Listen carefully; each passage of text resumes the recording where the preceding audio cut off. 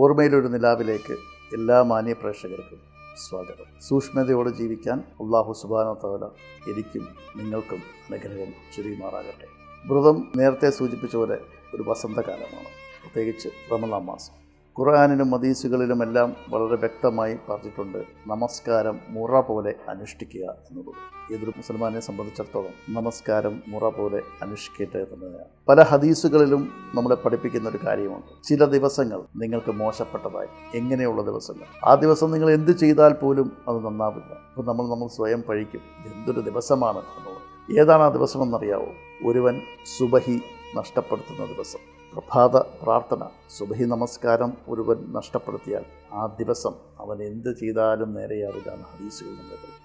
നമസ്കാരത്തെപ്പറ്റി പറയുമ്പോൾ തന്നെ റമളാൻ മാസത്തിൽ ഏറ്റവും കൂടുതൽ തറാവിയെ നമസ്കരിക്കാനും മറ്റു കാര്യങ്ങൾക്കുമെല്ലാം മറ്റു മാസങ്ങൾക്കാരും പ്രത്യേകത ഉള്ളതുകൊണ്ടും 70 ഇരട്ടി കൂലി കിട്ടുന്നതുകൊണ്ടും ഇസ്ലാമിക സമൂഹം പള്ളികളിൽ നിറഞ്ഞു പോവുകയാണ്. തീർച്ചയായിട്ടും എല്ലാ മാസങ്ങളിലും പള്ളികളിൽ പോകേണ്ടവരാണെങ്കിൽ കൂടിയും റമളാൻ മാസത്തിൽ കിട്ടുന്ന കൂലികൾ ഓർത്തുകൊണ്ടും ആ റമളാൻ മാസത്തെ വരവേൽക്കുന്നത് നമുക്ക് കാണാം. പള്ളികളിൽ നിറഞ്ഞ സഫുകളിൽ നമസ്കാരം മുറ പോലെ അനുഷ്ഠിക്കുന്നവരാണ്. അതിലേറ്റവും പ്രധാനപ്പെട്ട നമസ്കാരങ്ങൾ സുന്നത്താണെങ്കിൽ പോലും അല്ലാഹുവിനോട് സംവേദിക്കാനും നമ്മുടെ വേദനകൾ പറയാനും നമ്മുടെ വിഷമങ്ങൾ അവതരിപ്പിക്കാനും നമ്മുടെ ആവശ്യങ്ങൾ നിറവേറ്റിത്തരാനും ദുആ ചെയ്യാനുമുള്ള ഒരു നമസ്കാരമാണ് തഹജ്ജുദ് നമസ്കാരം. റമളാൻ മാസത്തിലെ ദിനരാത്രങ്ങളിൽ നമസ്കാരം കൊണ്ട് നിറയുമ്പോൾ പോലും തഹജ്ജുദ് നമസ്കാരം നമ്മളെ മറ്റൊരു തലത്തിലേക്ക് എത്തിക്കുന്നു. രാത്രിയുടെ അന്ത്യയാമങ്ങളിൽ നമ്മുടെ സൃഷ്ടാവുമായിട്ടുള്ള ആ ഒരു സംവേദനമാണ് തഹജ്ജുദ്. ഈ തഹജ്ജുദ് നമസ്കാരത്തിലൂടെ നമ്മുടെ വേവലാതികൾ നമ്മൾ സൃഷ്ടാവിനോട് ആവശ്യപ്പെടുകയും അതിൽ തീർച്ചയായും പരമകാരുണികനായ റബ്ബ് നമുക്കൊരു തീരുമാനമുണ്ടാക്കുകയും ചെയ്യുന്ന കാര്യത്തിൽ യാതൊരു സംശയമില്ല. ഒരു കയറ്റമുണ്ടെങ്കിൽ ഒരു ഇറക്കമുണ്ട്. ഏതൊരു മനുഷ്യനും എന്നും ദുഃഖത്തിലിരിക്കേണ്ട കാര്യമില്ല. അതുപോലെ തന്നെയാണ് ഒരു ദുഃഖം വന്നാൽ നിനക്കൊരു സന്തോഷം സൃഷ്ടാവ് നിനക്കായി ഒരുക്കി വെച്ചിരിക്കുന്നു എന്നുള്ള കാര്യം നാം മനസ്സിലാക്കേണ്ടിയിരിക്കുന്നു. ഈ റമളാൻ മാസത്തിൽ മാത്രമല്ല, വരും ദിവസങ്ങളിലും എല്ലാ മാസങ്ങളിലും നമസ്കാരം മുറ പോലെ അനുഷ്ഠിക്കാനും അള്ളാഹുവിനെ ഭയപ്പെട്ട് ജീവിക്കാനും എനിക്കും നിങ്ങൾക്കും റബ്ബുൽ സത്താവായ തമ്പുരാൻ തൗഫീഖ് ചെയ്യുമാറാവട്ടെ.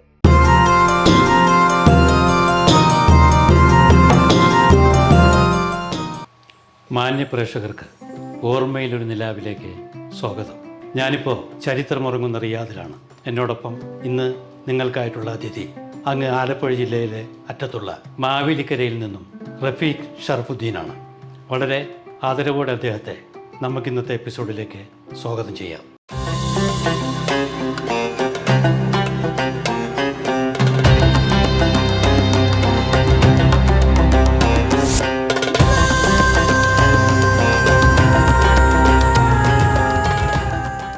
അസ്സലാമു അലൈക്കും. വലിയ സന്തോഷം പരിചയപ്പെടാൻ കഴിഞ്ഞതിലും പ്രേക്ഷകരുടെ മുന്നിൽ എത്തിക്കാൻ കഴിഞ്ഞതിലും. മാവേലിക്കര പന്തളടുത്ത് ആലപ്പുഴ ജില്ലയുടെ ഏറ്റവും അറ്റത്തുള്ള അല്ലേ? അടുത്ത് അടൂരുണ്ട്, ചെങ്ങന്നൂരുണ്ട്, കായംകുളം. പ്രവാസികൾ അധികമുള്ള സ്ഥലമാണ് ഈ മാവേലിക്കര. മാവേലിക്കര എവിടെയായിട്ട് വീട് റഫീഖിൻ്റെ? അവിടെയൊക്കെ പ്രവാസികളുണ്ടല്ലേ? കുറച്ചൊക്കെ പ്രവാസികളുണ്ടായിരുന്ന സ്ഥലമാണ്. ഇപ്പം താരതമ്യേന കുറവാണ്. ചെറുപ്പകാലത്ത് ബാല്യകാലത്തുള്ള ആദ്യ ഓർമ്മ ചിലപ്പോൾ ഒരു പക്ഷേ അന്ന് ഭക്തിയിലോട്ടൊന്നും വന്നിട്ടുണ്ടാവില്ല. നമ്മുടെ വീട്ടിൽ നിന്നുള്ള നിർബന്ധം, പാപ്പ, ഉമ്മ, ജ്യേഷ്ഠന്മാർ. എനിക്കൊന്ന് എൻ്റെ ഓർമ്മയിൽ എൻ്റെ ഫാദർ ആ സമയത്ത്, ഞങ്ങൾ അത്താന്നാണ്, അപ്പം ആ സമയത്ത് ഹനഫി, ഷാഫി, നിങ്ങൾ അവിടെ ഹനഫികളാണ്. അപ്പം ആ സമയത്ത് സൗദി അറേബ്യയിലായിരുന്നു. പുള്ളിക്കാരൻ തന്നെ 40 വർഷത്തോളം സർവീസ് ചെയ്തിട്ടാണ് ഇപ്പോൾ 4-5 വർഷമായിട്ട് നാട്ടിൽ സെറ്റിലായിട്ടുള്ളത്. ആ സമയത്ത് എന്നെ റംസാനൊക്കെ വാപ്പ അത്തത്താന്ന് പറയുന്നത് വല്യപ്പ പള്ളിയിൽ കൊണ്ടുപോകുന്നു. അന്ന് ആ സമയത്തൊക്കെ അത്ത ഗൾഫിലാണ്. അത്തത്താടെ കൂടെയാണ് പള്ളിയിൽ പോകുന്നത്. അത്തത്ത അസറ് കഴിഞ്ഞ സമയങ്ങളിൽ വരാറില്ല പള്ളിയിൽ നിന്ന്. അപ്പം ഞാൻ വീട്ടിൽ വന്ന് അത്തത്താടെ ചായയോടെ എടുത്തോണ്ട് പോകും. അന്ന് ചായയും കൊണ്ട് കൊടുക്കും. അപ്പം ഞങ്ങൾ രണ്ടുപേരോടാണ് അന്ന് നോയമ്പ് തുറക്കാറുള്ളത് പള്ളിയിൽ. അതാണ് ഒരു ഓർമ്മയിലുള്ള ഒരു ഭയങ്കര സുഖമുള്ള ഓർമ്മകളാണ്. തീർച്ചയായിട്ടും ഞങ്ങളുടെ കുടുംബത്തിൽ ഞാനൊരാളാണ്. ഞങ്ങളുടെ ആ സമയത്ത് പിന്നീട് ഒക്കെ ഉണ്ടെങ്കിൽ അന്ന് ഞങ്ങളുടെ ഫാമിലിയിൽ ആദ്യത്തെ ആൺകുട്ടിയാണ്. അതെനിക്ക് ഭയങ്കര വാത്സല്യമായിരുന്നു. വലിയപ്പാരോടെ പോകുമ്പോൾ ആ സമയത്തൊക്കെ എല്ലാ നോമ്പൊക്കെ നോക്കാറുണ്ടായിരുന്നു. ചെറുപ്പം മുതലേ ഇടയ്ക്കൊക്കെ വെള്ളം കുടിക്കും. അതെല്ലാവരും അങ്ങനെയൊക്കെ. പിന്നെ നോമ്പ് വിഭവങ്ങളൊക്കെ ഓർമ്മയുണ്ട് ആ കാലത്ത്? ആദ്യത്തെ ഞങ്ങളുടെ ആ സൈഡിലോട്ടൊക്കെ നമ്മുടെ മരുന്ന് നമസ്കാരം കഴിയുമ്പോൾ കഞ്ഞി മറ്റേ ജീരകഞ്ഞിയാണോ? ജീരകഞ്ഞി ഉണ്ടായിരുന്നു. പള്ളിയിൽ നിന്ന് കഞ്ഞി കുടിക്കും കൂട്ടുകാർ കൂടി. ഇവന് ചെറിയ എന്തെങ്കിലും പലഹാരം ഉണ്ടാവും. അവിടെ നാട്ടിലെ കൂട്ടുകാരും സൗഹൃദ വലയത്തിലൊക്കെ ഒന്നിച്ചുള്ള നോമ്പ് തുറയും കാര്യങ്ങളൊക്കെ ഉണ്ടോ? ആരൊക്കെയാണ് പ്രിയപ്പെട്ട കൂട്ടുകാർ? എൻ്റെ പ്രിയപ്പെട്ട കൂട്ടുകാർ ഒന്ന് മനാഫ് എന്ന് പറയും, അവനിപ്പോൾ ഷാർജയിലാണുള്ളത്. പിന്നെ ഒരാൾ അഷഹദ്, അവനും ദുബൈയിലാണ് ഉള്ളത്. ഒക്കെ പ്രവാസികളാണ്. പ്രവാസിയാണ്. പിന്നെ ഒരാളുള്ളത് മസ്കറ്റിലാണ്, ജോയൽ എന്ന് പറയും. റജീബ് ഖാൻ എന്ന് പറയും, അവൻ ഇലക്ട്രിസിറ്റി ബോർഡ് എഞ്ചിനീയറാണ് നാട്ടിൽ. ഇവിടെ വരാറുണ്ടോ ഗൾഫിൽ? ഇതുവരെ വന്നിട്ടില്ല. ഞാൻ അവനെ വിളിച്ചോണ്ടിരിക്കുകയാണ് ഉംറയ്ക്കൊക്കെ വരാൻ വേണ്ടി. എല്ലാവരും വ്യത്യസ്ത GCC രാജ്യങ്ങളിലല്ലേ? സൗദി അറേബ്യയിൽ എവിടെയായിരുന്നു പാപ്പ? ഇവിടെ തന്നെ, റിയാദിൽ തന്നെയായിരുന്നു. പാപ്പയുടെ പേരെന്താ? ഷറഫുദ്ദീൻ, കാസിം ഷറഫ്. റിയാദിൽ തന്നെയായിരുന്നു. റിയാദിൽ ജോലിയായിരുന്നു, ബിസിനസ്സായിരുന്നു? പുള്ളിക്കാരന് ജോലിയായിട്ട് 2-3 കമ്പനികളിൽ സെക്രട്ടറി ആയിട്ട്. അപ്പോൾ ഡിഗ്രി കഴിഞ്ഞതിന് ശേഷം ഇവിടെ പോകുന്നേ റഫീഖ്? അല്ലല്ല, ഞാൻ പ്രീ ഡിഗ്രി വരെയാണ്. പ്രീ ഡിഗ്രി കഴിഞ്ഞപ്പോൾ തന്നെ ഇങ്ങോട്ട് പോരാനുള്ള? നേരത്തെ ഞാൻ പ്രീ ഡിഗ്രി ആ സമയത്ത് തന്നെ ഇങ്ങോട്ട് വന്നു. നമ്മുടെ പെട്ടെന്ന് കയറ്റി വിട്ടതാണ്. അത് ഞാൻ ആദ്യം ചെല്ലുന്നത് ഒമാനിലേക്കാണ്. 2002 ഞാൻ ഒമാനിൽ, അവിടെ നിന്ന് 2004 സൗദിയിലെത്തി. പാപ്പയുടെ കൂടെ ആയിരുന്നു ജോലി? അല്ല, ഞാൻ ആദ്യം വന്നപ്പോൾ തന്നെ ഒരു ഫ്ലൈറ്റ് ഫോർവേഡിങ് കമ്പനിയിലാണ് ജോലി സ്റ്റാർട്ട് ചെയ്തത്, സെയിൽസിൽ. അവിടെ എത്ര നാൾ? അവിടെ ഏതാണ്ട് ഒരു 6 വർഷം, 2004 മുതൽ 2011 വരെ. ലോജിസ്റ്റിക് മേഖലയിലോട്ട് തന്നെയായിരുന്നു. സ്വന്തമായിട്ട് തുടങ്ങുന്നത് അപ്പോൾ 2012 ഇതിൻ്റെ എന്തൊക്കെയാണ് ഇതിൻ്റെ കാര്യങ്ങളും? ഞങ്ങൾ പ്രൊവൈഡ് ചെയ്യുന്നത് ഫ്ലൈറ്റ് ഫോർവേഡിംഗ് ആണ്, ഷിപ്പിംഗ് ആൻഡ് ലോജിസ്റ്റിക്സ് ആണ് ശരിക്കും. നമ്മൾ ചെയ്യുന്നത് ഇമ്പോർട്ട് ചെയ്യുന്ന ഒരു കൺട്രിയാണ് സൗദി അറേബ്യ. കൂടുതലും ഇമ്പോർട്ടർ ഉണ്ടാകുന്നത്. അപ്പോൾ എല്ലാ ട്രേഡിംഗ് കമ്പനികൾക്കും കോൺട്രാക്ടിങ് കമ്പനികൾക്കും ഫ്ലൈറ്റ് ഫോർവേഡേഴ്സിനെ ആവശ്യമാണ്. അവർക്കെല്ലാം ഷിപ്മെൻറ്റുകൾ വെളിയിൽ നിന്ന് വരുന്നത്. അതാണ് ഞങ്ങളുടെ ശരിക്കുമുള്ള വർക്ക്. ഏതൊക്കെ രാജ്യങ്ങളിൽ നിന്ന് വരുന്നുണ്ട്? Actually all over the world എന്ന് തന്നെ പറയാം. ഞങ്ങൾക്ക് ഏതാണ്ട് 320 അസോസിയേറ്റഡ് ഏജൻസികൾ തന്നെയുണ്ട് ഞങ്ങളുമായിട്ട് വർക്ക് ചെയ്യുന്നത് all over the world. America, Europe, China, ഇന്ത്യയിൽ നിന്ന് എന്താ വരുന്നത് ഇങ്ങോട്ട്? ഇന്ത്യയിൽ നിന്ന് കൂടുതലും നമ്മൾ കൊണ്ടുവരുന്നത് അരിയൊക്കെ ആയിരിക്കും. അരിയാണ്. അരി കൂടുതൽ വരുന്നുണ്ട്. പിന്നെ റെഡിമെയ്ഡ്സ് വരുന്നുണ്ട്. എനിക്കൊണ്ട് നമ്മൾ തമിഴ്നാടൊക്കെ ആയിരിക്കും കൂടുതൽ. ബോംബെ നിന്നാണ് എക്സ്പോർട്ട് കൂടുതൽ നടക്കുന്നത്, ബോംബെ. പിന്നെ ഗുജറാത്തിൽ നിന്ന് നന്നായിട്ട് ഷിപ്മെൻറ്റ്സുകൾ വരുന്നുണ്ട്. കേരളത്തിൽ നിന്ന് റെഡിമെയ്ഡ്സ് ഉണ്ടാവില്ല? കേരളത്തിൽ നിന്ന് അങ്ങനെ റെഡിമെയ്ഡ്സ് ഇല്ല. നമ്മുടെ ഏലക്ക, കുരുമുളക്, സ്പൈസസ്, ഒത്തിരി സ്പൈസസ് വരുന്നുണ്ട്. നമ്മുടെ നാട്ടിലും വിദ്യാഭ്യാസമുള്ള കുട്ടികൾ കൂടി വരാണ്. അവരൊക്കെ ഇത് കേട്ടുകൊണ്ടിരിക്കുന്നുണ്ടാവും. അങ്ങനെയാണെങ്കിൽ അവർക്കൊരു അഡ്വൈസ് കൊടുക്കാൻ പറ്റുമോ? തീർച്ചയായും. വരാണെങ്കിൽ എങ്ങനെ ഒന്ന് ഒരുങ്ങണമെന്നുള്ള തയ്യാറെടുപ്പ്? അതായത് നമ്മളൊരു പ്രൊഫഷണൽ കോഴ്സ് പഠിച്ച് അതിൻ്റെ ഇപ്പം ഏതാണ്ട് സൗദി അറേബ്യയിൽ ഏത് വിസ നമുക്ക് ഇവിടുന്ന് അങ്ങോട്ട് ചെന്നാലും ടെസ്റ്റ് എഴുതി പാസ്സായതിനു ശേഷം ഇങ്ങോട്ട് കയറി വരാൻ പറ്റും. ഞാൻ കണ്ട ഒരു പ്രത്യേകത എന്ന് പറഞ്ഞാൽ 15 കൊല്ലമായിട്ട് ഇവർ ഫുൾ സിസ്റ്റമാറ്റിക്കായി ഇവിടുത്തെ എല്ലാ നമ്മുടെ ഡിപ്പാർട്ട്മെൻറ്റുകളിലെയും കണക്റ്റ് ചെയ്തുകൊണ്ട് വളരെ അത് ഒരു എന്താ പറയുക, ഒരു എവിടെ ഒരു പഴുതുകൾ ആർക്കും പറ്റാത്ത രീതിയിലുള്ള അതിനൊരു വിങ്ങൻ ഉണ്ടാവും അല്ലേ? അങ്ങനെ അവർ ഈ സിസ്റ്റങ്ങളെല്ലാം ഇൻറ്റിഗ്രേറ്റഡ് ആണ്, ഒരു കണക്റ്റ് ചെയ്തു ശരിക്കും. ഇപ്പോൾ പണ്ടൊക്കെ സർട്ടിഫിക്കറ്റുകളില്ലാതെയൊക്കെ വന്ന് ചെയ്യുന്ന ആൾക്കാരുണ്ടായിരുന്നു. അപ്പോൾ അതൊന്നും നടക്കില്ല. വളരെ ക്ലിയർ ആയിട്ട് സ്ട്രെയിറ്റ് ആയിട്ട് വരിക, സ്ട്രെയിറ്റ് ആയിട്ട് ജോലി ചെയ്യുക, സ്ട്രെയിറ്റ് ആയിട്ട് ബിസിനസ് ചെയ്യുക. എന്താണ് റഫീഖിൻ്റെ ഇനിയുള്ള സ്വപ്നം?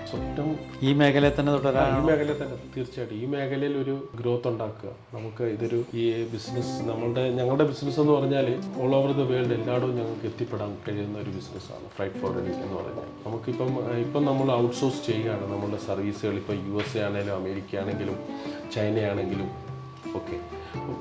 നമ്മൾ ഇൻ ഫ്യൂച്ചർ നമ്മൾ നോക്കുന്നത് നമുക്ക് അവിടെ നിന്ന് നമ്മളുടെ തന്നെ ഓഫീസിൽ നിന്ന് നമുക്ക് ഇങ്ങോട്ട് സർവീസ് എടുക്കുക എന്നുള്ളതാണ്. അപ്പോൾ അമേരിക്കയിലാണെങ്കിൽ UK ആണെങ്കിൽ UK എന്നൊരു നമ്മളുടെ ഒരു ഓപ്പറേഷൻ ഓഫീസ് അവിടെ ഇട്ടുകൊണ്ട് നമ്മൾ അവിടെ നിന്ന് സർവീസ് ഇങ്ങോട്ട് കൊണ്ടുവരിക. അല്ലെങ്കിൽ ഇന്ത്യയിലേക്കാണെങ്കിൽ ഇന്ത്യയിലേക്ക് അറേഞ്ച് ചെയ്യുക എന്നുള്ള ഒരു നെറ്റ്വർക്ക് ബിൽഡ് ചെയ്യുക എന്നുള്ളതാണ് ആ സ്വപ്നം സാക്ഷാത്കരിക്കപ്പെട്ടില്ല. ഇവിടെ ഒരുപാട് ഓർഗനൈസേഷൻസ് ഒക്കെ ഉണ്ട്. തീർച്ചയായും. കൾച്ചറൽ ആക്ടിവിറ്റീസ്, ചാരിറ്റി, ഇതൊക്കെ ആയിട്ട് ലിങ്കായിട്ട് നടക്കും. തീർച്ചയായിട്ടും. ഞങ്ങളുടെ ഇവിടുത്തെ ഒരു സംഘടനയുണ്ട്, പ്രവാസി മലയാളി ഫൗണ്ടേഷൻ. അതിൻ്റെ ഒരു രക്ഷാധികാരിയാണ്. ശരിയാ. അവിടെ ചാരിറ്റി രംഗത്തൊക്കെ ചാരിറ്റിയാണ് ഞങ്ങൾ കൂടുതലായിട്ട് ചെയ്യുന്നത്. മെയിനായിട്ട് ഞങ്ങൾ ഇപ്പം മരുഭൂമിയിൽ ഇപ്പം റംസാൻ കിറ്റ് വിതരണമുണ്ട്. ഇന്നലെയോടെ ഞങ്ങൾ പോയി കിറ്റ് വിതരണം നടത്തിയിട്ട് വന്നതാണ്. കുടുംബത്തെക്കുറിച്ച് പറയുമ്പോൾ ഉമ്മയുടെ പേരെന്താ? ഉമ്മയുടെ പേര് റഷീദ ബീവി, പാപ്പ ഷറഫുദ്ദീൻ, മിസ്സിസ്, കുട്ടികൾ? ആസിഫ മുഹമ്മദ് എന്നാണ് വൈഫിൻ്റെ പേര്. വൈഫ് നാട്ടിൽ ലാബ് ടെക്നീഷ്യനാണ്, ഗവൺമെൻറ് ജോലിയുണ്ട്. ഇവിടെ എൻ്റെ കൂടെ ഉണ്ട്. നാട്ടിൽ ഇപ്പോൾ ലീവ് എടുത്തിട്ട് ആ ജോലി ഇവിടെ കിട്ടാൻ സാധ്യതയില്ല. കിട്ടാമായിരുന്നു, പക്ഷേ കുട്ടികൾ ഇപ്പം കുറച്ചൊന്നും. മക്കളെത്ര പേരാ? 4 കുട്ടികൾ. ആൺകുട്ടികളാ? 3 ആൺകുട്ടികൾ, ഏറ്റവും ഇളയ മോള്. മൂത്ത മോൻ്റെ പേരെന്താ? മൂത്ത മോൻ അബ്ദുൽ ഹാദി. അബ്ദുൽ ഹാദി ക്ലാസ്സിലെ? പുള്ളിക്കാരൻ ഇപ്പോൾ 8th സ്റ്റാൻഡേർഡിൽ പഠിക്കുന്നു. രണ്ടാമത്തെ മോൻ? രണ്ടാമത് മുഹമ്മദ് ദിയ, അവൻ 6th സ്റ്റാൻഡേർഡിൽ. മുഹമ്മദ് അഹിയാൻ 5th സ്റ്റാൻഡേർഡിൽ. മോക്കിപ്പം 4 വയസ്സാവും. അവളുടെ പേരെന്താ? ഐറ അഹദിയ. നമ്മളപ്പോൾ ഓർമ്മയിൽ വന്ന് രാവിലെ നോമ്പിൻ്റെ കാര്യം, നാട്ടിലെ കാര്യം പറഞ്ഞു. നാട്ടിൽ നിന്ന് വന്ന് റഫീഖ് ഇവിടെ സെറ്റിൽഡായി. പിന്നെ ഇവിടെയാണ് നോമ്പ്. ഇവിടുത്തെ നോമ്പ് കുറച്ചും കൂടി അനുഗ്രഹീതമാണ്. എല്ലായിടത്തും നോമ്പ് അനുഗ്രഹീതമാണ്. ഇവിടുത്തെ നോമ്പിനെ കുറിച്ച് ഒന്ന് പറയാം. ഇവിടുത്തെ നോയമ്പിനെ കുറിച്ച് പറയുകയാണെങ്കിൽ, ഒരു എത്ര തിരക്കുണ്ടെങ്കിലും എല്ലാ വർഷവും ഒരു ദിവസം മക്കയും മദീനയും നോയമ്പ് മുറിക്കാൻ ഞാൻ ശ്രമിക്കാറുണ്ട്. ഇപ്രാവശ്യം പോയോ? ഇപ്രാവശ്യം ഇതുവരെ പോയിട്ടില്ല. പോവും, തീർച്ചയായിട്ടും എത്തിപ്പെടും. ഫാമിലിയായിട്ട് പോകും? ഫാമിലി ഉള്ളപ്പോൾ ഫാമിലിയായിട്ട് പോകും. അതുണ്ടെങ്കിൽ പിന്നെ വലിയ ഇഫ്താർ വിരുന്നുകളും കാര്യങ്ങളൊക്കെ നടക്കുന്ന സ്ഥലങ്ങൾ തീർച്ചയായിട്ടും. ആദ്യകാലങ്ങളിലൊക്കെ നമ്മൾ ഫാദറുള്ള ഫാമിലിയൊക്കെ വരുന്നതിന് മുമ്പ് ഫാദറും ഞാനിവിടെ. ഇവിടെ ഇപ്പോൾ എനിക്കോട് വലിയ ജനങ്ങളെ സംഘടിപ്പിച്ചിട്ട്, വലിയൊരു ക്രൗഡിനെ സംഘടിപ്പിച്ചിട്ട് ഇഫ്താർ നടത്തുന്ന സ്ഥലമാണത്. ഇവിടെ ആരോ പറഞ്ഞു 5000 പേരൊക്കെ വെച്ചിട്ട് ഇഫ്താർ. അതൊക്കെ സംഘടിപ്പിച്ച് വിജയകരമാക്കാന്ന് പറഞ്ഞാൽ ചെറിയ കാര്യമൊന്നുമില്ല അല്ലേ? അത് നല്ല ശുദ്ധിയിൽ വൃത്തിയായിട്ട് ചെയ്യാൻ വേണമല്ലോ. അപ്പോൾ അങ്ങനെയുള്ള കാര്യങ്ങളൊക്കെ പങ്കെടുക്കാറുണ്ടല്ലേ? ഉറപ്പായിട്ടും. യാത്രകൾ പോകാറുണ്ടോ?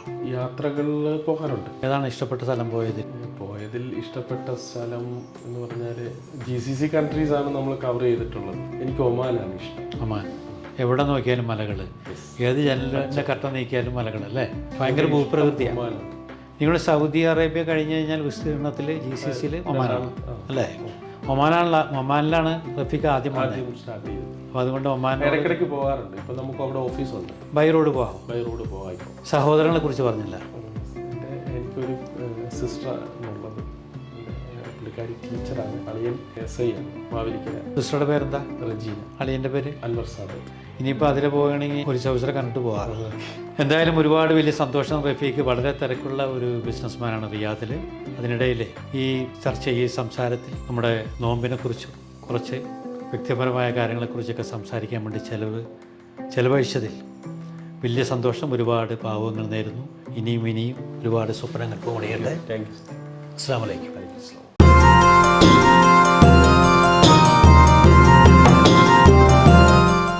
എന്നോടൊപ്പം ഇന്നത്തെ നമ്മുടെ അതിഥി കൊല്ലം ജില്ലയിലെ ചവറയിൽ നിന്നുള്ള സന്തോഷ് തലമുഖിലാണ്. അദ്ദേഹം 33 വർഷക്കാലമായിട്ട് ഇവിടെ പ്രവാസിയായി ജീവിക്കുകയാണ്. റിയാദിൽ അറിയപ്പെടുന്ന ഒരു ബിസിനസ്മാൻ, മലയാള സിനിമയുടെ ഒരു നിർമ്മാതാവ്, നടൻ എന്നീ നിലയിൽ ഒരുപാട് കാര്യങ്ങൾ ഓർമ്മയിൽ ഒരു നിലാവിൽ അദ്ദേഹത്തിന് നിങ്ങളോട് പറയുവാനുണ്ട്. വളരെ ആദരവോടെ, സ്നേഹത്തോടെ സന്തോഷിനെ നമുക്ക് എപ്പിസോഡിലേക്ക് സ്വാഗതം ചെയ്യാം.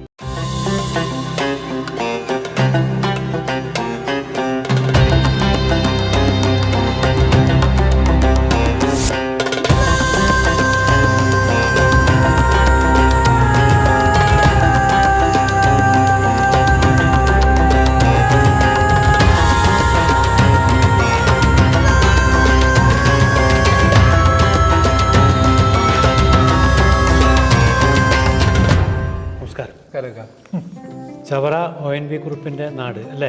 അതെ. പിന്നെ ഉർവശിയുടെ നാട്? ഉർവശി, അമ്പിളി ദേവി, GK പിള്ളച്ചേട്ടൻ ഒക്കെ ചവറ എന്നുള്ളവരാണല്ലോ. പിന്നെ ചവറ പെട്ടെന്ന് പറയുമ്പോഴേ ONV ഗ്രൂപ്പ് സാറിനെ ആണ് പെട്ടെന്ന് നമുക്ക് എല്ലാ. അതെ തീർച്ചയായിട്ടും. എങ്ങനെയായിരുന്നു ചവറയിൽ നിന്ന് റിയാദിലേക്കുള്ള ഒരു യാത്ര? ഞാൻ ആക്ച്വലി നാട്ടിൽ ആദ്യത്തെ കമ്പ്യൂട്ടർ സ്റ്റുഡൻ്റ് ആയിരുന്നു. അപ്പം അന്ന് പ്രീ ഡിഗ്രി കഴിഞ്ഞിട്ടാണ് കമ്പ്യൂട്ടർ ചെയ്ത് കഴിഞ്ഞപ്പോൾ ഉടനെ പിന്നെ അവിടെ ഞാൻ 2 വർഷം പഠിപ്പിച്ചുകൊണ്ടിരിക്കുന്ന സമയത്ത് വീട്ടിൽ പ്രശ്നമായി ഡിഗ്രിക്ക് കയറണമെന്ന്. അങ്ങനെ ഫാത്തിമ കോളേജിൽ ഡിഗ്രിക്ക് കയറിയ ഫസ്റ്റ് വർഷം തന്നെ എനിക്ക് സൗദിയിലേക്ക് ഒരു ചാൻസ് വരികയും അങ്ങനെ ഫസ്റ്റ് ഇയർ ഇവിടെ വന്നിട്ടാണ് പിന്നീട് എൻ്റെ ഡിഗ്രിയൊക്കെ ഈ അടുത്ത കാലത്ത് ഞാൻ ഡിഗ്രിയൊക്കെ കംപ്ലീറ്റ് പോലും ചെയ്തത്. ഗൾഫിൽ ആരെങ്കിലും അതിനു മുമ്പ് ഇവിടെ ഉണ്ടായിരുന്നോ? ആരും ഇല്ലായിരുന്നു. ഞാനിങ്ങനെ വീട്ടിൽ അന്ന് എൻ്റെ വീട് വലിയൊരു തറവാട് വീടായിരുന്നു. അപ്പം അത് പഴയ കാലത്തെ വീടാണ്. തറവാടിൻ്റെ പേരെന്താ? തോപ്പിൽ ഹൗസ് എന്നാണ് എൻ്റെ വീട്. എൻ്റെ ഗ്രാൻഡ് ഫാദർ പള്ളിയാടിയിൽ കടയിൽ എന്നുള്ളത്, പള്ളിയാടിയിൽ പീറ്റർ എന്ന് പറഞ്ഞാൽ എൻ്റെ ഗ്രാൻഡ് ഫാദറാണ്. അങ്ങനെ കുറേ ആൾക്കാരുടെ അനുഗ്രഹം കിട്ടിയിട്ടുണ്ട് കൊച്ചിലെ തന്നെ. അപ്പോൾ ഗൾഫിലോട്ട് പോരാൻ വേണ്ടി തയ്യാറെടുക്കുമ്പോൾ വീട്ടിൽ നിന്ന് സപ്പോർട്ട് ഉണ്ടായോ? വീട്ടിൽ നിന്നാണ് വിട്ടത്. കാരണം അത് നമുക്കൊരു വീട് വെക്കുക എന്നുള്ളൊരു സ്വപ്നമായി. അപ്പം അതുകൊണ്ട് തന്നെയാണ് കമ്പ്യൂട്ടർ പഠിച്ചത് വന്ന്. പക്ഷെ അന്ന് കമ്പ്യൂട്ടർ പഠിക്കുമ്പോൾ എന്നെ കളിയാക്കിയവരുണ്ടായിരുന്നു. ഇത് പഠിച്ചിട്ട് എന്ത് ചെയ്യാനാണ്. പക്ഷെ പിന്നീട് ആ കമ്പ്യൂട്ടർ ഇന്ന് എവിടെ എത്തിയിരിക്കുന്നു എന്ന് ലോകം അല്ലേ? കമ്പ്യൂട്ടറിൽ ഒരു കാര്യം നടക്കില്ല. അതെ. അപ്പോൾ അവിടുന്ന് ചവറയെന്ന് വന്നിട്ട് റിയാദിൽ വന്നിറങ്ങും. റിയാദിലോട്ട് വന്നേ ആദ്യം? അതെ. ഞാൻ വന്നിറങ്ങുന്നത് 1989 ഏപ്രിൽ 18. സിനിമയുണ്ടല്ലോ ഏപ്രിൽ 18, അത് മറക്കില്ല ഡേറ്റ്. ബാലേന്ദ്രമേനോൻ. അന്ന് നോമ്പ് 1 ഇവിടെ. ഇപ്പം നമ്മൾ സംസാരിക്കുന്ന നോമ്പ് കാലത്താണ്. നോമ്പ് കാലത്ത് തന്നെയാണ്. അന്ന് നോമ്പ് 1 ഞാൻ വന്നിറങ്ങുന്നു. എനിക്കിത് അറിയത്തില്ല, കമ്പനികളൊക്കെ തുറക്കാനായിട്ട് ഒരുപാട് ലേറ്റ് ആവും. അങ്ങനെ കുറേ ലേറ്റായി അവർ തുറന്നേ. അപ്പം അങ്ങനെ ഒരു ദിവസം എനിക്ക് ബോംബെയിൽ നിന്ന് കയറി ഇവിടെ വന്ന് ഇറങ്ങിക്കഴിഞ്ഞിട്ട് 1.5 ദിവസത്തോളം ഭക്ഷണം കഴിക്കാൻ പറ്റാത്തൊരവസ്ഥയുണ്ടായി. അല്ല, നോമ്പ് കാലത്ത് ഇവിടെ റെസ്റ്റോറൻറ്റ് അങ്ങനെ തുറക്കില്ല. ഇല്ല, പകലില്ല. ഞാൻ വെളുപ്പിലാണ് വരുന്നത് നോമ്പ് തുടങ്ങിയപ്പോഴാണ്. നോമ്പിനെ കുറിച്ച് എന്താ പ്രേക്ഷകരുടെ അടുത്തോട്ട് പറയാനുള്ളത്? തീർച്ചയായിട്ടും അത് ചെയ്യണം. ഖുറാനിലായാലും ബൈബിളിലായാലും നോമ്പിനെ കുറിച്ച് വളരെ എല്ലാ മതവിശ്വാസികൾക്കും നോമ്പുണ്ട്. ഇപ്പം നമുക്ക് പ്രത്യേകിച്ച് ക്രിസ്ത്യൻസിനും മുസ്ലിംസിനും ഇപ്പം നോമ്പിന്റെ കാലം, മറ്റൊരു ടൈം നോമ്പാണ്. ഇപ്പം എന്താ ശരിക്കും സന്തോഷം ഇവിടെ ചെയ്യുന്ന ബിസിനസ്സും കാര്യങ്ങളൊക്കെ? ഞാൻ ആക്ച്വലി ചെയ്യുന്നത് ഞങ്ങൾ സ്പെയർ പാർട്സിന്റെ ബിസിനസ്സാണ്. എന്തിൻ്റെയൊക്കെ? അത് എനിക്ക് നമ്മുടെ വോൾവോ ട്രക്സ് ഇല്ല, വോൾവോ, സ്കാനിയ, മാൻ, പിന്നെ മെർസിഡീസിന്റെ ആക്ട്രോസ് എന്ന് പറഞ്ഞൊരു മോഡൽ. അപ്പോൾ ആ ട്രക്കുകളുടെ സ്പെയർ പാർട്സ് ആണ് ഞാൻ. വലിയ വണ്ടികൾ, വലിയ ട്രെയിലറാണ് നമ്മുടെ നാട്ടിൽ. ഇപ്പോൾ ഉണ്ടല്ലോ നാട്ടിൽ ട്രെയിലേഴ്സ് അത്ര വരുന്നത്. അപ്പോൾ ആ ട്രെയിലറുകളുടെ സ്പെയർ പാർട്സ് ആണ് ഞാൻ ചെയ്യുന്നത്. 33 വർഷം മുമ്പ് കാല് കുത്തിയത് കറക്റ്റ് അറേബ്യൻ രാജ്യമെന്ന് തോന്നുന്നില്ലേ? ഇപ്പോൾ സൗദിയുടെ ഡെവലപ്മെൻറ്റ് കാണുമ്പോൾ ഭയങ്കര വ്യത്യാസമില്ലേ? ഇപ്പം ഇതിനെ പോട്ടെ, കഴിഞ്ഞ 8 വർഷക്കാലം നമ്മൾ നോക്കുകയാണെങ്കിൽ പഴയ സൗദി അറേബ്യ അല്ല ഇപ്പോഴത്തെ സൗദി അറേബ്യ. കാരണം ഇപ്പോഴത്തെ പ്രത്യേകിച്ച് രാജാവിൻ്റെ മകനായിട്ടുള്ള മുഹമ്മദ് സൽമാൻ, അദ്ദേഹം വളരെ വിഷനുള്ളൊരു മനുഷ്യനാണ്. ഇനിയിപ്പോൾ ഫർദർ ഡെവലപ്മെൻറ്റിനെ കുറിച്ചൊന്ന് പറയാമോ? വരാൻ പോകുന്ന കാര്യങ്ങൾ? ഇവിടെ കൺസ്ട്രക്ഷൻ ഫീൽഡ് വളരെ ബൂം ചെയ്തിരിക്കുന്ന ഒരു സമയമാണ്. പ്രത്യേകിച്ച് അത് മാത്രമല്ല, ഫുഡ് ഇൻഡസ്ട്രിയും ഒക്കെ അതിനനുസരിച്ചിട്ട് അതിനായിട്ട് റിലേറ്റഡ് ആയിട്ടുള്ള എല്ലാം. പിന്നെ ഏറ്റവും വലിയ ബിൽഡിംഗ് ഇപ്പം സൗദി അറേബ്യയിൽ ജിദ്ദയിൽ പണിഞ്ഞുകൊണ്ടിരിക്കുകയാണ്. ഏറ്റവും വലുത് ലോകത്തിലെ ഏറ്റവും ഉയരം കൂടിയ ബിൽഡിംഗ്. അതുകൊണ്ട് 1 കിലോമീറ്റർ മേളിൽ കണ്ട് ഹൈറ്റ് വരും. അത് എവിടെ? ജിദ്ദയിലാണ്. അപ്പോൾ അതിൻ്റെ വർക്ക് നടന്നുകൊണ്ടിരിക്കുന്നു. ഒരുപാട് ചാരിറ്റി മേഖലകളും സാമൂഹിക സാംസ്കാരിക പ്രവാസി സംഘടനകളൊക്കെ ഉണ്ട്. അതിലൊക്കെ ആക്റ്റീവാണോ? ഞാൻ ആക്റ്റീവ് ആണോ എന്ന് ചോദിച്ചാൽ ഞാൻ വളരെ ആക്റ്റീവ് ആയിരുന്നു ഒരു സമയത്ത്. പക്ഷേ എങ്കിലും ഞാൻ ഒരു സംഘടനയുടെയും കീഴിലായിരുന്നില്ല. എൻ്റെ വ്യക്തിപരമായ രീതിയിൽ ഞാൻ എന്നെ കൊണ്ട് പറ്റുന്ന ചാരിറ്റികൾ ചെയ്യുന്നുണ്ട്. അത് ഞാൻ പബ്ലിക്കലി പറയാനായിട്ട് എനിക്ക് താല്പര്യമില്ല. കാരണം വലത് കൈ ചെയ്യുന്നത് ഇടത് കൈ അറിയാൻ ചിന്തിക്കുന്ന ഒരാളാണ് ഞാൻ. ഇതിനിടയിൽ ഭയങ്കര തിരക്ക് ഉള്ള ഒരാളാണ് സന്തോഷം. എനിക്കിവിടെ വന്നപ്പോൾ മനസ്സിലായി. അതിനിടയിൽ ഫിലിം ഫീൽഡിലോട്ട് ഒരു കാൽവയ്പ്. എനിക്ക് കുഞ്ഞിലെ കലയോട് വലിയൊരു സ്നേഹമുള്ള ഒരാളായിരുന്നു ഞാൻ. സന്തോഷം ഇവിടെ ഇപ്പോൾ ചെയ്ത ലാസ്റ്റ് ഇപ്പോൾ OTT വന്ന ഏതായിരുന്നു? അത് നീരവം എന്ന് പറഞ്ഞൊരു ഫിലിമാണ്. ആക്ച്വലി റിലീസ് ചെയ്യാനായിട്ടിരിക്കുന്ന സമയത്ത് നമ്മുടെ കോവിഡ് വരികയും ഈ സമയങ്ങളിൽ ഞാനത് അവാർഡ് ഇതിനുള്ള അപ്ലൈ ചെയ്തിട്ടുണ്ടായിരുന്നു. ഫാമിലിയെ കുറിച്ച് പറയുമ്പോൾ കുടുംബം, അച്ഛൻ ഇവിടെ ഉണ്ടായിരുന്നാണോ? അല്ല, അച്ഛൻ നാട്ടിലായിരുന്നു. അച്ഛൻ്റെ പേര്? അച്ഛൻ്റെ പേര് ജോസഫ്, അമ്മ അൽഫോൺസ. ബിസിനസിനെ കുറിച്ച്, കുട്ടികളെ കുറിച്ച്? എനിക്ക് മൊത്തം 4 മക്കളാണ്. ഒരു 3 പേര് ഇപ്പം നാട്ടിൽ, അവർ ബാംഗ്ലൂരിലുണ്ട്. മിസ്സസിൻ്റെ പേര് അനിത എന്നാണ്. പുള്ളി ബാംഗ്ലൂരുകാരിയാണ്. ബാംഗ്ലൂരാണ്. അതെ. എന്തായാലും ഒരുപാട് ഉയർച്ചയിലോട്ട് പോകട്ടെ. എല്ലാ ദൈവാനുഗ്രഹങ്ങളും ഉണ്ടാകട്ടെ. വലിയ സന്തോഷം.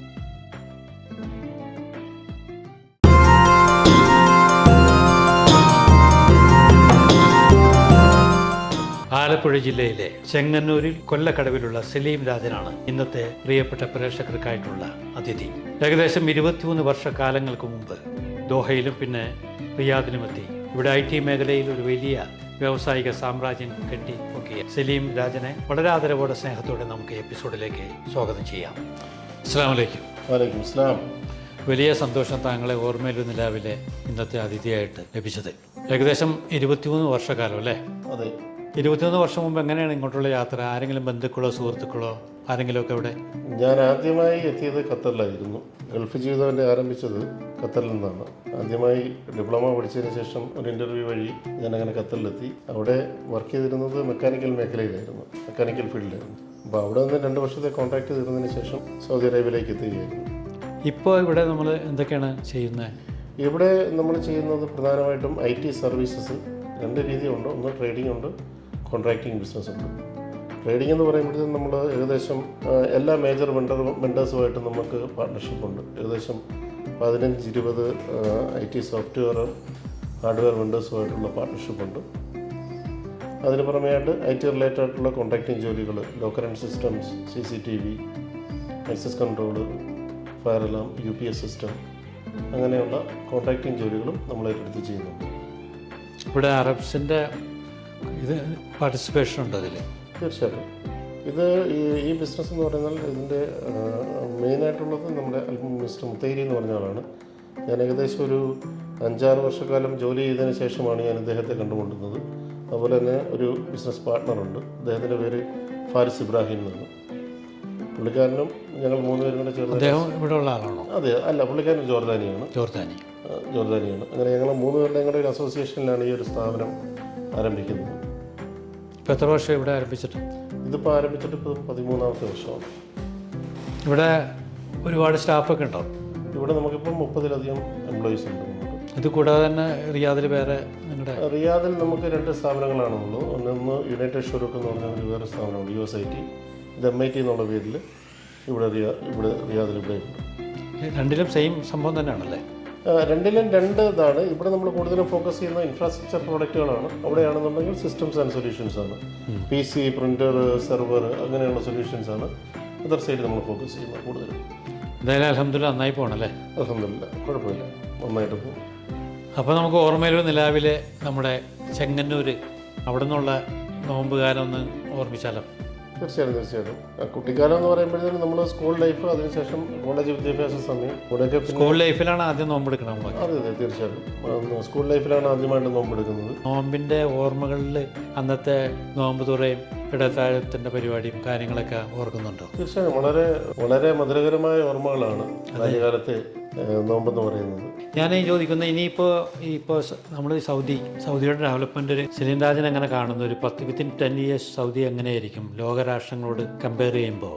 അത് അങ്ങനെ പറയുകയാണെന്നുണ്ടെങ്കിൽ സാറേ, അത് അടുത്തൊരു 10 വർഷം നോക്കിയിരിക്കേണ്ട ആവശ്യമില്ല. ലോകത്തിലെ എക്കോണമിയുമായിട്ട് നോക്കുകയാണെന്നുണ്ടെങ്കിൽ ഏറ്റവും ശക്തമായ ഒരു സാമ്പത്തിക അവസ്ഥയുള്ള ഒരു രാജ്യങ്ങളിലൊന്നാണ് സൗദി അറേബ്യ എന്ന് പറയുന്നത്. ചെറുപ്പക്കാർക്ക് വേണ്ടിയിട്ട്, യങ്സ്റ്റേഴ്സിന് വേണ്ടിയിട്ട് എന്തെങ്കിലും 2 വാക്ക് സംസാരിക്കും. സൗദി അറേബ്യയെ സംബന്ധിച്ചിടത്തോളം വരുന്ന ആർക്കും ഇവിടെ സർവൈവ് ചെയ്യുക എന്ന് പറയുന്നത് വളരെ ഈസിയാണ്. വളരെ സ്വാതന്ത്ര്യത്തോടു കൂടി നമുക്ക് നമ്മുടെ ആശയങ്ങൾ എന്ത് തന്നെ ആയിക്കോട്ടെ, പക്ഷേ ഇവിടെ നമ്മൾ ജോലി സംബന്ധമായിട്ട് വരുമ്പോൾ ഈ രാജ്യത്തെ നിയമങ്ങൾ അനുസരിച്ച് ജീവിക്കുക.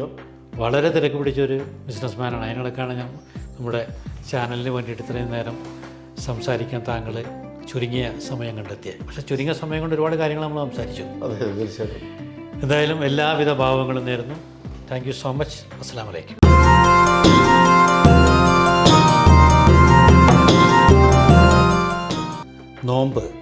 നോമ്പുകാരനെ അന്ത്യനാളുകളിൽ ശുപാർശ ചെയ്യും എന്നാണ് ഖുർആൻ പറയുന്നത്. ഇയാളെ അന്നപാനീയങ്ങളിൽ നിന്നും ഇച്ഛകളിൽ നിന്നും ഞാൻ തടഞ്ഞു നിർത്തി. എൻ്റെ ശുപാർശ സ്വീകരിച്ചാലും. ഞാൻ സൗദിയിലെ റിയാദിലാണ്. ഇന്ന് എൻ്റെ കൂടെ നിങ്ങൾക്കായിട്ടുള്ള അതിഥി കോഴിക്കോട് ഓമശ്ശേരി സ്വദേശി ബഷീർ സാഹിബാണ്. ഒട്ടേറെ വർഷങ്ങളായി റിയാദിൽ വ്യാവസായിക രംഗത്ത് അറിയപ്പെടുന്ന ഒരു വ്യക്തിത്വം. അദ്ദേഹത്തെ നമുക്ക് വളരെ ആദരവോടെ സ്നേഹത്തോടെ ഇന്നത്തെ ഓർമ്മയിലൊരു നിലാവിലെ എപ്പിസോഡിലേക്ക് സ്വാഗതം ചെയ്യാം. അസ്സലാമു അലൈക്കും. വലിയ സന്തോഷം. കോഴിക്കോട് എന്ന് പറയുമ്പോൾ തന്നെ നമുക്കൊരു, എന്നെ സംബന്ധിച്ചുള്ള എറണാകുളം ജില്ലക്കാർക്കൊക്കെ വലിയ സന്തോഷം. നല്ല ഭക്ഷണം തരുന്ന, നല്ല മര്യാദക്കാരുള്ള ഒരു സ്ഥലമാണ്. പിന്നെ ഭക്ഷണം പറയേണ്ട ആവശ്യമില്ല. അപ്പോൾ ഓമശ്ശേരിയിൽ നിന്ന് ഇങ്ങോട്ടുള്ള ഒരു യാത്ര അല്ലേ, ദീർഘയാത്രയാണ്. എത്ര വർഷം ഇവിടെ വന്നിട്ട്? 30 വർഷമായി സൗദിയിലെത്തിയിട്ട്. തുടക്കത്തിൽ ഹോട്ടൽ ഫീൽഡിലായിരുന്നു, പിന്നെ സപ്ലൈ വണ്ടികളിൽ ജോലിയായി, ടെക്സ്റ്റൈൽ ഫീൽഡിലായിരുന്നു. പിന്നെ 2007 മുതൽ ഈ ലോജിസ്റ്റിക്സ് ഫീൽഡിലാണ്. എല്ലാ പ്രവാസികളെയും പോലെ തന്നെ അതെ, പെങ്ങന്മാരെ വിവാഹവും ബാധ്യതകളും കുടുംബത്തിൻ്റെ പ്രശ്നങ്ങളും പ്രയാസങ്ങളും ഒക്കെ ആയിട്ട് വന്നു. അൽഹംദുലില്ലാ, മോശമായിട്ടില്ല. പഠിച്ചോണ്ടാണെങ്കിലും കൊണ്ട് അനുഗ്രഹം കൊണ്ട് എല്ലാ നിലക്കും കുടുംബത്തിനും നാട്ടുകാർക്കും ഒക്കെ നമ്മളെ കൊണ്ടാവുന്നത് ചെയ്യാൻ പറ്റിയിട്ടുണ്ട്. അതിൽ സംതൃപ്തനാണ്. പാപ്പ ഉമ്മയൊക്കെ നാട്ടിൽ? ഉമ്മയുണ്ട്. കഴിഞ്ഞ 2 മാസം മുമ്പ് ഉമ്രക്ക് വന്നിരുന്നു. രണ്ടാളും 10 ദിവസം ഞങ്ങളടുത്ത് താമസിച്ചു. എൻ്റെ അടുത്ത് താമസിച്ചു. 5 ഇവിടെ ഉണ്ട്, 5 ഉണ്ടായിരുന്നു. റംസാൻ ഇങ്ങനെ കടന്നു പോവുകയാണ്. റംസാൻ്റെ ബാല്യകാലത്തുള്ള ഓർമ്മകൾ, ആദ്യ നോമ്പ്, വീട്ടിലെ സാഹചര്യം, പാപ്പ ഉമ്മയൊക്കെ നിർബന്ധിച്ചിട്ടൊക്കെ ആയിരിക്കും നമ്മളൊക്കെ നോമ്പ് എടുക്കുക. അതൊക്കെ ആയിരിക്കും. അന്നൊരു വിശ്വാസത്തിലോട്ടൊന്നും വന്നിട്ടുണ്ടാവില്ല. ഇല്ലല്ല. അങ്ങനെയുള്ള എന്തെങ്കിലും ഒരു ഓർമ്മ പറയാൻ പറ്റില്ല? ചെറുപ്പത്തിലെ നോമ്പ് നോൽക്കായിരുന്നു. നോമ്പ് നോൽക്കാത്തൊരു സമയം എൻ്റെ ഓർമ്മയിലില്ല. ഇല്ല. ചെറുപ്പത്തിലേ നോമ്പ് പോയിട്ടുണ്ട്. അത് അങ്ങനെ ശീലിച്ചു പോന്നു. പിന്നീട് ജീവിതത്തിൽ മൊത്തം നോമ്പ് എടുത്തിട്ടുണ്ട്. നോമ്പ് എടുക്കാത്തൊരു സമയം ഇല്ല. അത് ശരി. ഇപ്പോഴത്തെ എന്തൊക്കെയാണ് ചെയ്യുന്നത്? ഇത് ഷിപ്പിംഗ് ആണ്, എയർ ആണോ? 3 ലൈനാണ് ഞങ്ങളത്. By road, by air, by sea, 3 ഞങ്ങൾ ചെയ്യുന്നുണ്ട്. ഞങ്ങൾ കൂടുതൽ സൗദിയിലുള്ള ബൈ റോഡാണ് ഞങ്ങൾ കാര്യം ചെയ്യുന്നത്. പിന്നെ UAE, ഖത്തർ, ബഹ്റൈൻ, കുവൈത്ത്, അങ്ങനെ എല്ലാ അതൊക്കെ എങ്ങനെ സ്ഥലത്തും ത്രൂ ഷിപ്പ് അല്ല ബൈ റോഡ് തന്നെ വണ്ടികൾ പോകുന്നുണ്ട് ഇവിടെ പോകുന്നുണ്ട്. ഞങ്ങൾ ഓൺ വണ്ടികളുണ്ട്.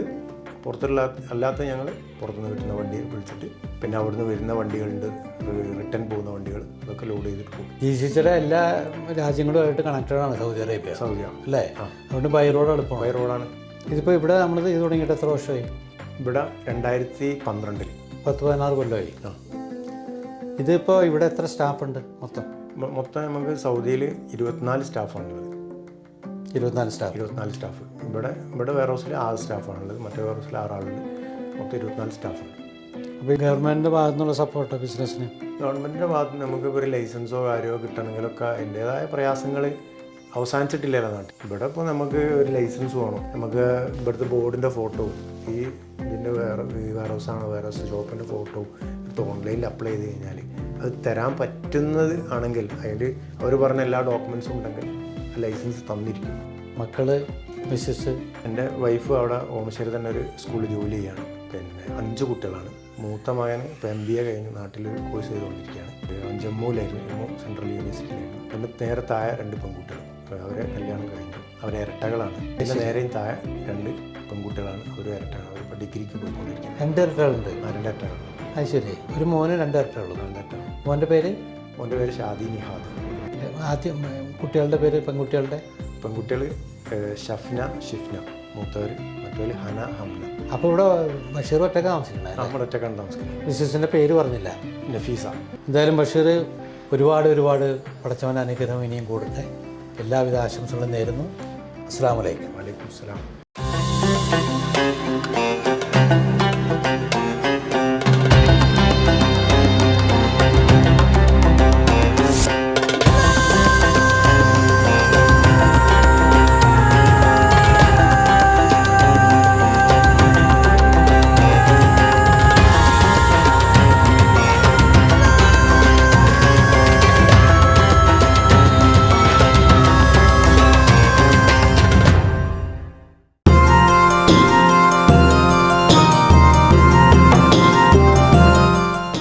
ഓർമ്മയിൽ ഒരു നിലാവിൻ്റെ ഈ എപ്പിസോഡ് ഇവിടെ പൂർണ്ണമാവുകയാണ്.